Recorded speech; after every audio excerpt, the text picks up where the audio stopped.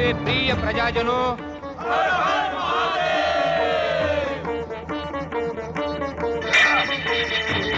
मेरे पिता के शत्रु, मैं तुझे जीवित नहीं छोड़ूंगा।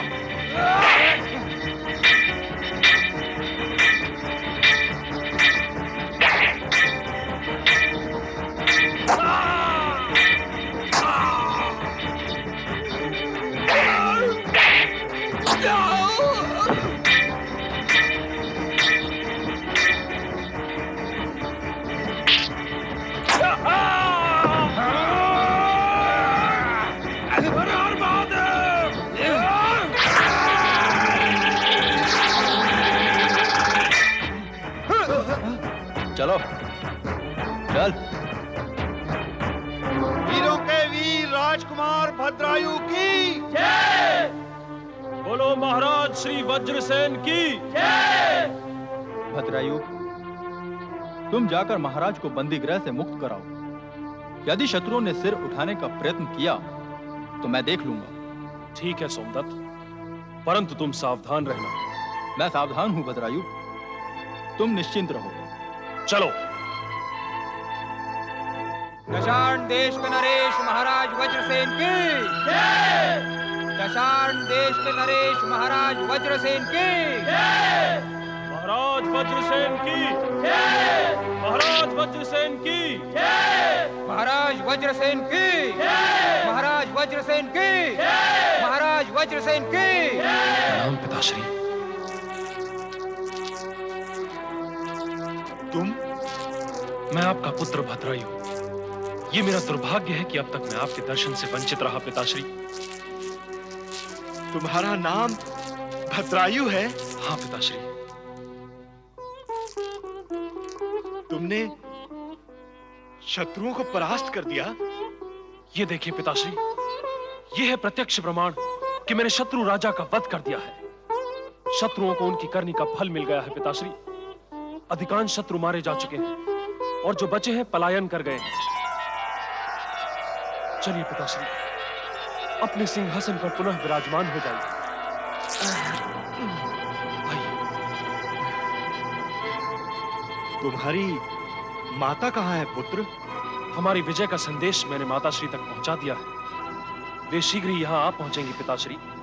तुम धन्य हो पुत्र, जिस रोगग्रस्त पुत्र को उसकी माता के साथ बहिष्कृत करके मैंने मरा हुआ समझ लिया था, वही मेरा उद्धार करेगा।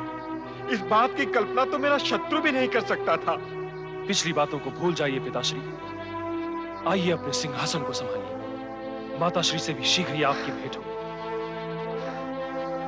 मैं तो उस महान महिला को मुंह दिखाने की योग्य भी नहीं रहा। तुम ही बताओ, मैं किस मुंह से उससे क्षमा मांगू? आप संकोच न करें पिताश्री, भूल तो सभी से होती है। आइए, कोई विवश होकर भूल करता है तो कोई अपनी इच्छा से।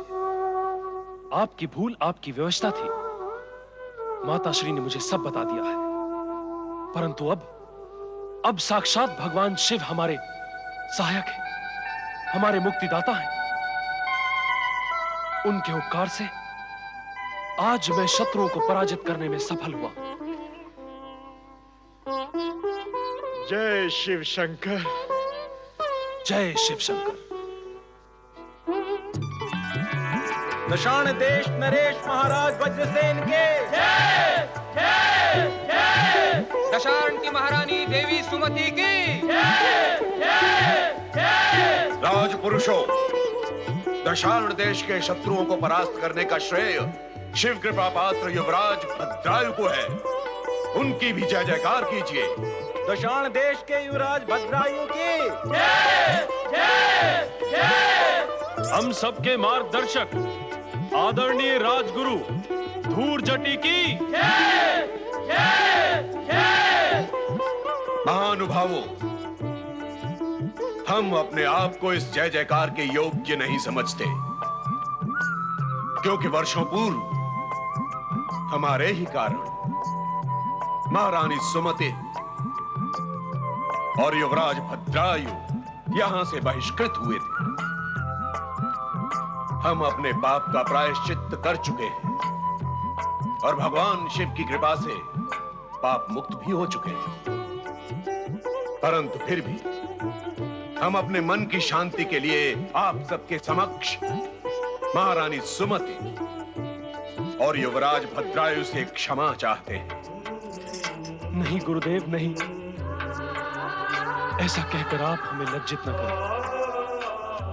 आप स्वयं मेरे पास आए और शत्रु को पराजित करने की प्रेरणा दी।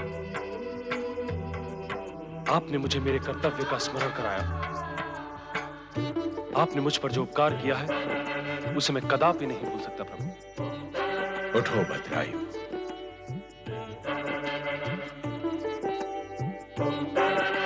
तुम महान हो युवराज। हम ये सत्य कभी नहीं भूल सकते कि प्रतिशोध की आग में जलते हुए हमने तुम दोनों माता पुत्र को दुखों की खाई में धकेल दिया था। और उस समय भगवान शिव ने शिव योगी का रूप धारण करके तुम्हारा उत्थान किया, तुम्हें अतुल शक्ति प्रदान की। हमारे पाप को भी भगवान शिव ने पुण्य और वरदान में बदल दिया। धन्य है ऐसे भगवान शिव। आओ हम सब मिलकर उन भगवान शिव की जय जयकार करें। बोलो पतितोद्धारक भगवान शिव शंकर की जय।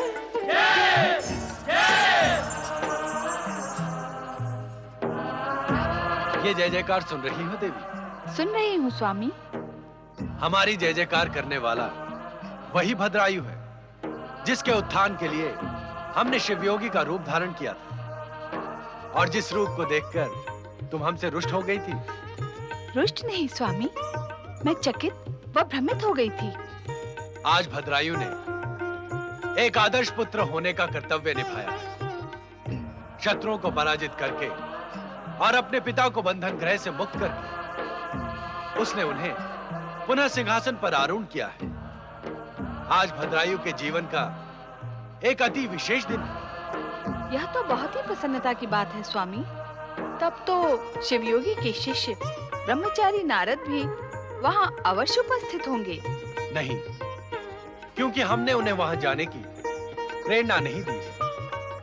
वे उपयुक्त समय पर उपयुक्त स्थान पर अवश्य उपस्थित होंगे। स्वामी, आपके आशीर्वाद और वरदान से आदर्शपूर्ण और कर्तव्य परायण भद्रायु को मैं भी देखना चाहूंगी। अवश्य देखोगी देवी, परंतु वो समय अभी नहीं आया है।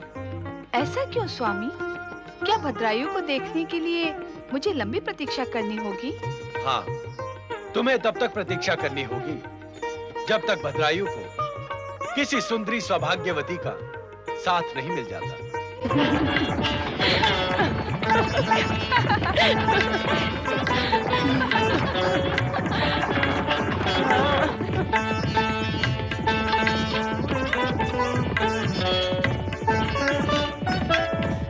आओ सोमनाथ, देखते हैं किसका अश्व आगे जाता है। हाँ हाँ चलो।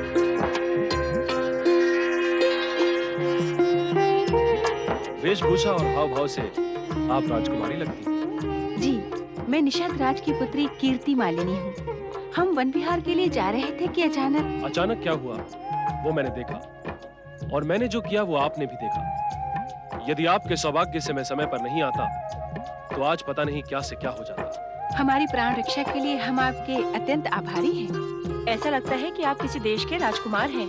राजकुमारी, ये दशाण देश के राजकुमार भद्रायु हैं, जिन्हें भगवान शिव की कृपा से सहस्त्र हाथियों का बल प्राप्त है। किसी साधारण मनुष्य में इतना सामर्थ्य कहाँ कि बिगड़े हुए घोड़ों का रथ रोक दे। आप इसके लिए भद्रायु का जितना भी उपकार माने कम है। राजकुमारी कीर्तिमालिनी, क्या निषाद राज के राज्य में घोड़ों की परीक्षा की व्यवस्था नहीं है?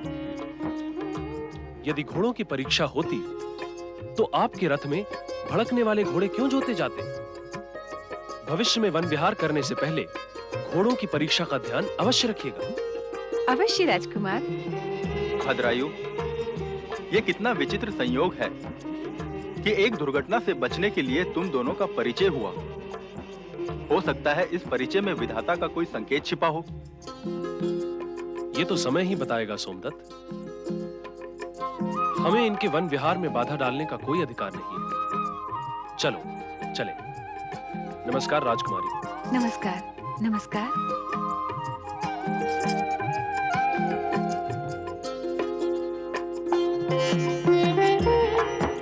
दशाण नरेश महाराज वज्रसेन की जय जय जय। दशाण महारानी सुमति की जय जय जय। दशाण युवराज महाप्रतापी भद्रायु की जय जय जय।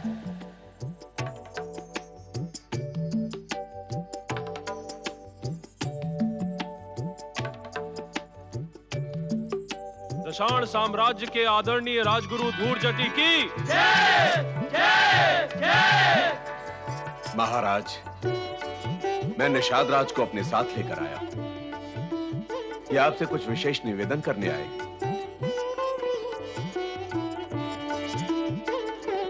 पधारिए निषाद राज। ये हमारा सौभाग्य है कि अनायास ही आपके दर्शन हुए। आइए विराजिए।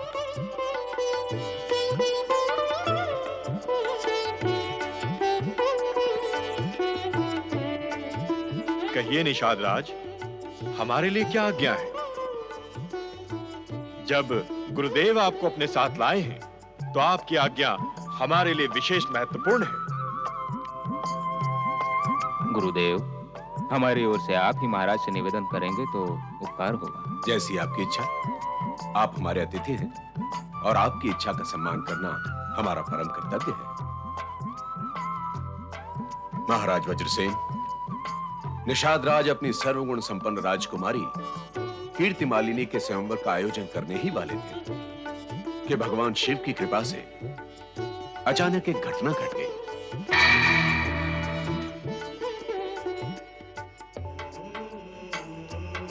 कैसी घटना गुरुदेव? इस घटना का संबंध युवराज भद्रायु से है महाराज। यदि युवराज भद्रायु की बलिष्ठ बाहों ने राजकुमारी कीर्तिमालिनी के रथ को खाई में गिरने से न रोका होता तो राजकुमारी कीर्तिमालिनी के प्राण संकट में पड़ जाते। युवराज, तुमने हमें तो इस विषय में कुछ नहीं बताया।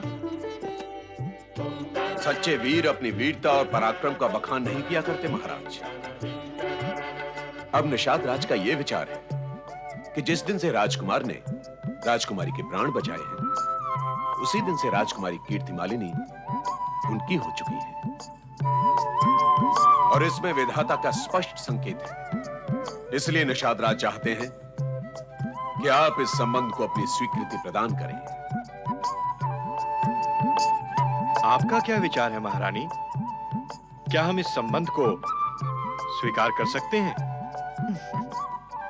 ये तो युवराज भद्रायु की सहमति पर निर्भर है। हमें भला क्या आपत्ति हो सकती है? युवराज, आपकी क्या इच्छा है? माता पिता की इच्छा ही मेरे लिए सर्वोपरि है पिताश्री। मैं अब इस विषय में कुछ नहीं कहना चाहता। हमें ये संबंध स्वीकार है गुरुवर। गुरुवर, हम भद्रायु के शुभ विवाह के बारे में सोच ही रहे थे कि आपने ये अवसर उपस्थित कर दिया। आप निषादराज जी से कहें कि शीघ्रातिशीघ्र विवाह संपन्न कराएं। जो आज्ञा महारानी। गुरुदेव के परामर्श से हम विवाह का शुभ मुहूर्त शीघ्र ही निकालेंगे। अब हमें आज्ञा दीजिए।